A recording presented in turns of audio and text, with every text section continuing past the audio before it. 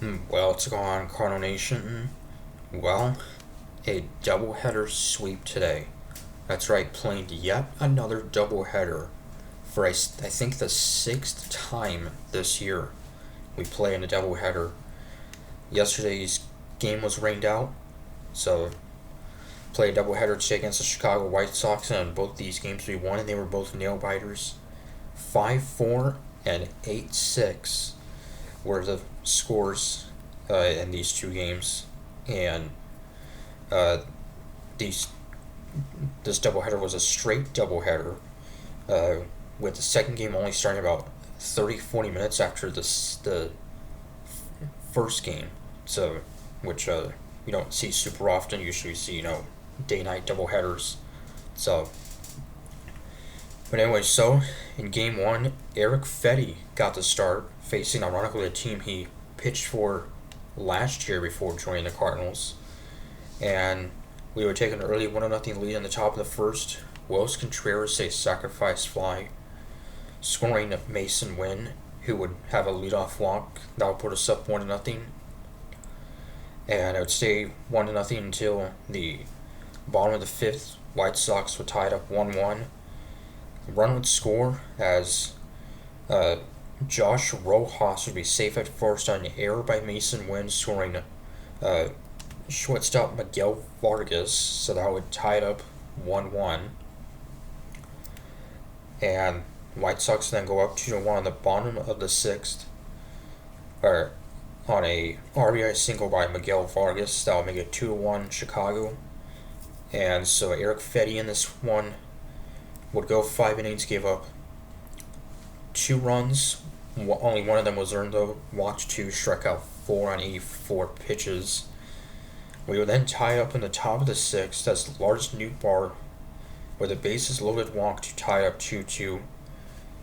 Could not get the go-ahead run across, so it'd still be tied.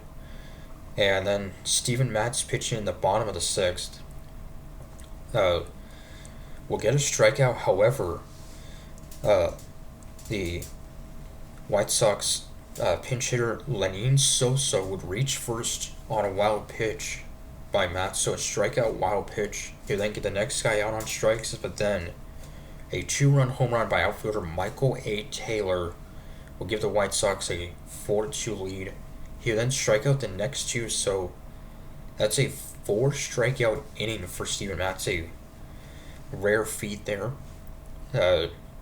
And yeah, so we'll give up 2 runs, would strike out 4, so you rarely see that.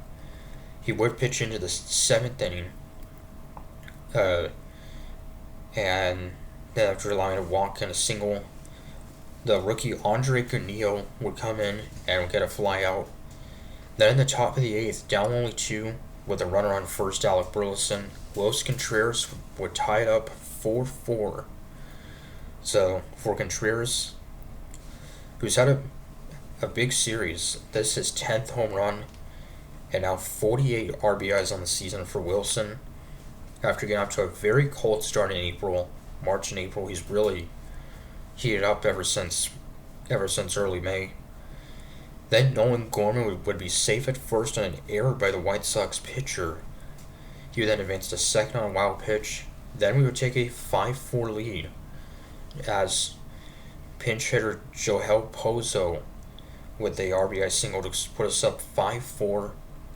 Phil Maytown would have a 1-2-3 eighth inning rather than Ryan Helsley would close it out for his 14th save.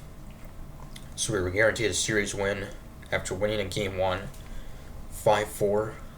The 14th save for Helsley, and ironically his first save in almost 2 weeks. Yeah,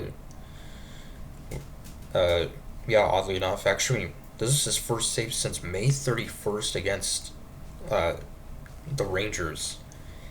He pitched Saturday against the Brewers, though that was not a safe opportunity. He had 3 straight blown saves prior to that. So, yeah, nice to see Helsley hang on and get the job done. So then turn the page to game 2 of the doubleheader. And getting the start was Michael McGreevy, called up to start this game. and he would go 5 innings, gave up just 3 hits and a run. The only run he allowed was a solo home run by Ryan Noda. As for Noda, that was his first homer of the season, just got caught up for this game. And we would then that was in the bottom of the second, we would take a 3-1 lead with one swing. Alec Burleson, a 3-run homer. He's had a huge month of June so far. So that put us up 3-1, and then next batter, Nolan Arenado, would put us up 4-1. So back-to-back home runs, and that home run by Arenado was a milestone. That was the 350th career home run for Nolan Arenado. So, milestone there, 350 home runs, joins only, I think, like 4 other active players with that many home runs. So, then Willis Contreras would have a 2-run double to put us up 6-1 for his 5th RBIs of the game overall, dating back to the first game. So that would put us up 6-1, so in command of getting the sweep. Riley O'Brien would then have a 1-2-3 6th inning. But then the White Sox cut the lead to 6-2 in the bottom of the 7th. RBI single by Mike Tauchman. That was off of John Keane. And then the White Sox would tie it up. A grand slam by Andrew Benintendi. That was off of Kyle Leahy to tie it up 6-6. So the White Sox come back from 5 runs down. And all of a sudden our 6-1 lead was in jeopardy. White Sox strand runners on first and third in the bottom of the 8th. And then bottom of the 9th still tied. A leadoff walk, and then the runner then advanced to second on a passed ball. And then would advance to third on the ground out. We will get the force at home to keep it tied and send it to extras. And Jordan Walker was the ghost runner on second, pinch running for Contreras. Nolan Arenado would have an RBI single to put us up 7-6. He would then be out at second, but Lars Nootbaar with a solo home run to put us up 8-6. So that was a huge insurance run. And then it was the rookie Granillo pitching in the bottom of the 10th, and he would get the save. So, as he still has a perfect 0 ERA on the season in his, I guess this is only his 4th outing, but still, that was great to see. So, yeah, this was a great day overall, a doubleheader sweep. Albeit against a White Sox team that's now lost 9 straight games. The worst team in the American League's, second worst in all of baseball, behind only the Colorado Rockies. Also, the Washington Nationals have now lost 9 straight.